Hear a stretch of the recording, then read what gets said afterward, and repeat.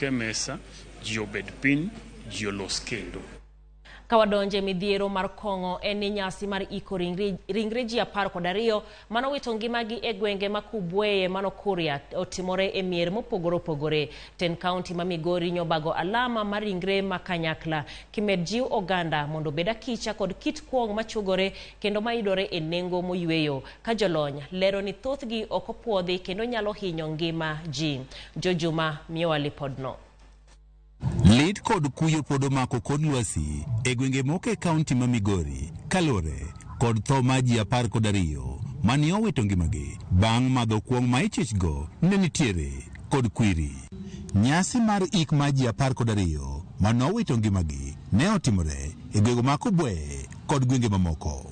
Buok podo mako anyuolagi kod osiepe e wi tho manojoko joragi jumbe 2 mokalo. Tend County ma Migori ne obagalam makanyakla ni ringre 12 mane owito ngimagi lamo mane otimore e alap mar skund primar mar Kubweye e sub-county ma Mabera. E seche ma igoyo riti ma ogik ne ji 12 gi, penjo maduong' en kaka inyalo tiek kuong ma ok opuodhi ma okelo midhiero ne oganda e gwego ma Kuria.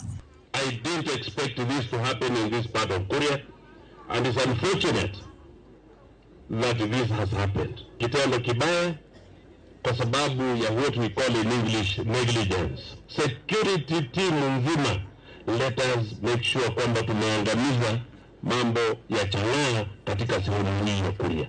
Moko kuom jotelo kaunti ma Migori dwaro mondo kaw okang' mager ne jogo ma uso kuong makuch kendo migi rieko mag yore machielo mag yuto. We may propose that these people are jailed. When they are jailed and they have no access to their families, we will still have the same orphans that were being here.